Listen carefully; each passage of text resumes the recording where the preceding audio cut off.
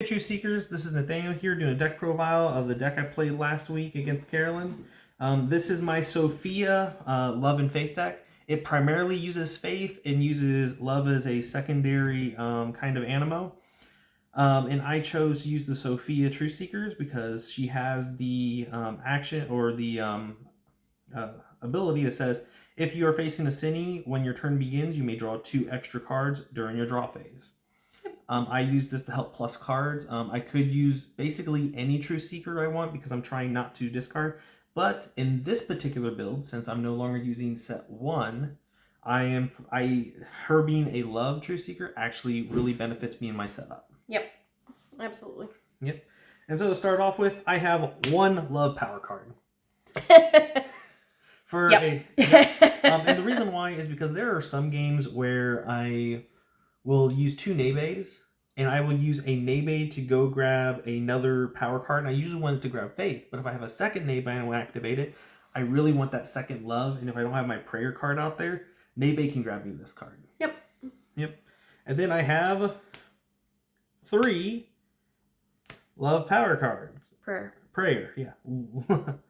Prayer power cards. These are a special power card that provides Faith, Hope, or Love. I really want all my power cards that are in my power pool to be discardable for my Faith cost. So that's why I use this. But it also provides me with Love if I need it. And then I run 5 Faith power cards. I run this specifically because I want to see 5 Faith throughout a game. Because I want 3 to discard, 2 to be in my power pool, and I want the rest to be my Prayer. Yep. That is what I would like to do. It's extremely important that I see all my Faith, but most of my games end without me seeing all my Faith. Yep. So having extra is nice. Yep. And now we're going to move on to my Cines. Screeny. Screeny is a really important Cine to me because it shuts off True Seeker abilities on my opponent's side. So no Sadie, no Simon Says. We are just going to go straight into the Overloaded and get our opponent's True Seekers distracted.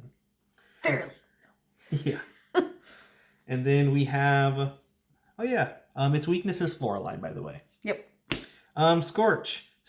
One of the biggest weaknesses of this deck is that this deck has like a lot of power plays where it focuses on one main play, gives me like 46 points in a single turn, and the one deck that can keep up with this is Hope decks. Yep. So this Scorch says they can't activate any Hope animal for the turn. Yep. We run Zapper King because Zapper King is super important because it just shuts down all my opponent's level 1s for being played from their hand for the turn. But, Sadie and Pulse Chains get around that pretty easily. So. Yes. And now, here's a new card. Hippocritter. Hypocrisy. Ability. As long as this Cine remains active, the actions of your opponent's virtuous animals have no effect. Ugh. Yeah. So it Ouch. shuts down that Profess Hair, it shuts down that Lily, it shuts down that Nabe or that Manti. It bites. Yep. Detestable. Detestable has an action that says your opponent must discard one of their equipment cards that are in play. If they don't have an equipment card, it doesn't do anything, right, which is kind of nice. But you can use this to get rid of that Pulse Chains. Yep. Which hurts. Another new card from Red Letter Day is Blinders. Action. When this Cine is revealed, blindly select one card from your opponent's hand and have them discard it.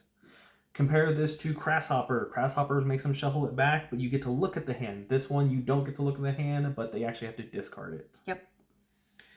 Scorpoon. Scorpoon's really important because sometimes you actually have an opportunity to win by Cines, but your opponents discard their Cines.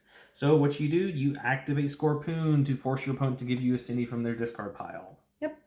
And then, of course, we have our Mega Cine, which is Corrupt Terra Mega. I run it because my wife took Scorch Mega.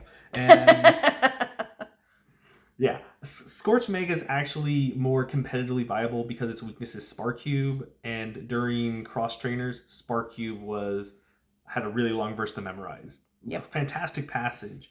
But Corrupt Terra is defeated by Dependaroo. Yeah. So if I'm playing against a Hope and Holy Spirit deck, I am kind of out of luck there. Yep.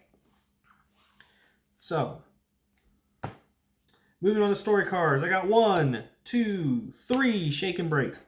Shaken Breaks are very important because this deck runs Stagnetic as a level 1, and I want to keep adding Stagnetics back from my discard pile back to my hand. Really important. Tough as Nails. Tough as Nails, I will put into my active Cine zone, and my opponent will play a Cine on me. I get to search my deck for any 3 Animo and add them directly to my hand. Really good. I run 2 Snake Bits. Because he actually uses Snake Bit. Because I use Snake Bits. I want to see this card as early as possible, so that way I can grab 4 specific cards from my deck that will help me set up to do my main play of my deck to get 46 points in a single turn. Yep. And then I have Lost and Found, which is like a mini Snake Bit that doesn't skip your score phase. It lets you search your deck for any 1 card, reveal it to your opponent, place in your hand. You can't play it or discard that card during this turn, but it's there for your hand to use next turn. Alright, this card, we use Beautiful Gate. Beautiful Gates is a very important card this upcoming set because the hindrance cards and the Cines are much... rough. Yeah, they're rough. rough. It lets you choose one of the followings. Remove a hindrance card from your active Cine, or ignore any effects from your opponent's active Cine's ability for this turn. Alright, moving on to equipment. I run 2 Helmet of Salvation. I attach this to an Animo. When I activate that Animo and the Animo would be discarded, I will discard this card instead. And then that Animo is returned to my hand. 3 Pulse Chains, because searching for your Animo is extremely important. This grabs level 1 Animo, so rather than just running 1 or 2, I will run 3 because Stagnetic is a level 1, Armorino Ultra is a level 1, and they are the most important cards of this deck. Yep. And I will attach this to anything that is not them. Yep. Servitude. All right, and just because we have 1 Frankincense. Frankincense actually removes the discard effect off of the activation cost of Faith Animo. I'm actually just off the discard effect. So I don't have to discard my Faith Power cards. So like I can attach it to my Armorino Ultra. And Armorino Ultra just costs 3 Faith instead. So it removes that discard off of there. However, in this deck, I like using Armorino Ultra to discard my 3 Faith. Yep. Because it is a surefire to get 3 Faith into my discard pile. I also have Armorino level 1 to do that if I'm playing a slow game. But this is my main play. Discard 3 Faith Power cards. And then go into Stagnetic. Stagnetic is a level 1. Has an activation cost of 3. But has an ability if there's 3 Faith Power cards in my discard pile. I can go ahead and just activate without paying its activation cost. Now, we have been ruling this that if, let's see, Hookworm's out there, I still have to pay at least 1 for them. That's how we've been playing it. So, this is the main strategy of the deck. So everything else is to support this strategy. Move these guys down here like my wife did for her video. And we're going to go on to the way I keep recycling this. Believer. Believer says I can search my discard for 1 Faith Animo and place it into my hand. So I activate it, go grab a Faith Animo from my discard pile. And then True Blue. We need to stop penguin abuse. Yep. I use True Blue to exchange True Blue for my Stagnetic level 1.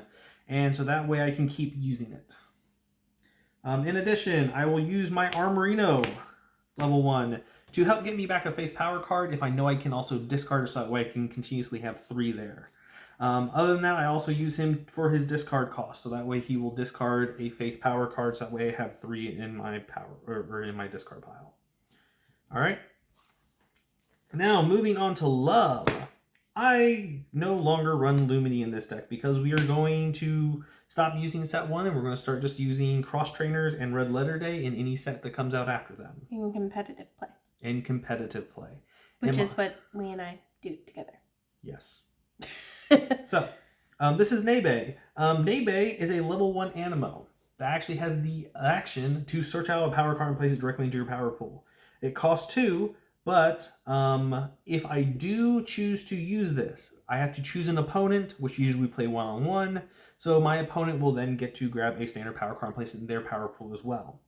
And since I'm not afraid of getting 46 points in a single turn, I think that that's okay for me. Yep. Also, benefit. Almost all the other Animo that grab power cards into your power pool, they are Animos that grow. Mm-hmm. So this is a level 1, so I can go grab it with Paul's Chains, and we are good to go. Alrighty. Moving on to Agapesaur. We use Agapesaur.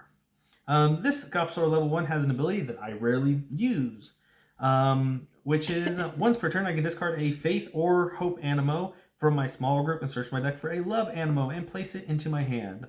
Which typically, if I'm using this ability, I am discarding a Believer or an Armory level 1, something that I don't immediately need to use to go grab my Agapesaur level 2. Agapesaur, the entire reason why I run Agapesaur level 1 is to grow to Agapesaur level 2.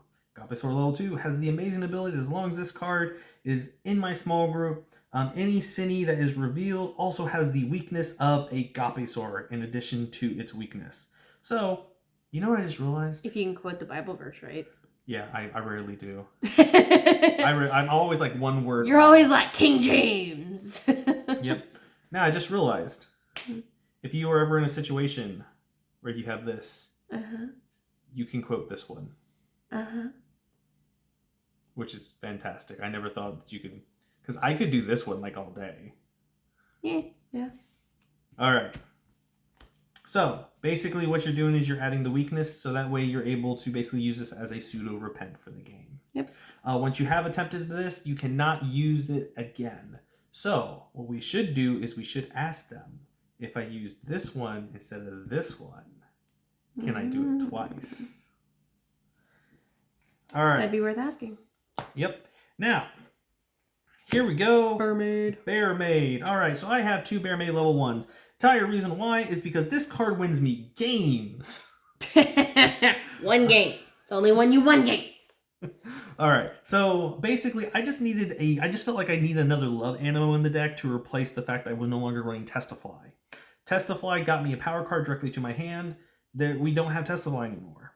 So I have Bear Maid. What Bear Maid does is Bear Maid is a 1 for 3 or a 1 for 5 if I activate it with a Faith Animo, which I typically do because this guy is free in my deck. Yep. And I have a power card that I'm not really using most of the time. Yep. And then, so I will activate this in like one full swoop in an attempt to get that extra points. Which won you the game? Yep. Once. Yeah. Once. Then I run 2 Servidudes. Typically in decks we run 1 Servidude. And that's just because most of our decks aren't love-based. But because this is love-based and he is a 3 for 8, I figured might as well run 2. Plus what I'll do is I will attach Paul's Chains to him. I will attach Paul's Chains to him. And the more I run 3 Paul's Chains, 2 Servidudes. But also I love doing this biddy where I'm like, Servidude, draw me 3 cards. Okay, I have a full small group. Discard Servidude, play another Servidude. Draw me 3 more cards. Yeah, it's rude. Discard this guy, go grab Treblu. Play him again. Draw me 3 more cards. Yeah. It's ridiculous. Your turns take forever. Yes. And then we have Potpourris. Potpourris, because this is a love deck, is pretty viable, but has an ability that you should probably consider running in all your decks if you can, which is as long as this card's in your small group, ignore the effects of actions of Cines revealed to you. So that way, if your opponent goes and if you have Pulse Chains, use Pulse Chains to go grab this card. It doesn't play it from your hand. It puts it directly in your small group, and now you can play level 1 from your hand if they have a Zapper King. Or if they do a Scawfish against you, or an Evil, or a Scourged, or like we have a Anxiotor is coming back and is preventing you from using story cards and equipment cards for the turn. Yep. So Potpourris is really good for that, and I quite frankly recommend that you use Potpourris. And then finally, I have Mercifier. Mercifier level 1 from Crosstrainers is a Faith and Love universal Animo. And it's basically a 3 for 9. Sometimes I'm in turns where I need to not discard power cards, or I just need a big turn, or to get rid of a Cine real quick, and I can't use my Faith Animo or my Love Animo. So I'm going to be using Mercifier. Yep. And then I mean, there is the set 2 Mercifier, or set 3, which is Red Letter Day Mercifier, that I could run. Peep the artwork, yo. Yes. They gotta do the mouse. Uh-huh. Is this mouse going to be an animal? I don't know. It might be. Yep. So anyways, this is my Love and Faith deck. So Truth Seekers, in the meantime, keep learning virtues and defeating Cinnies.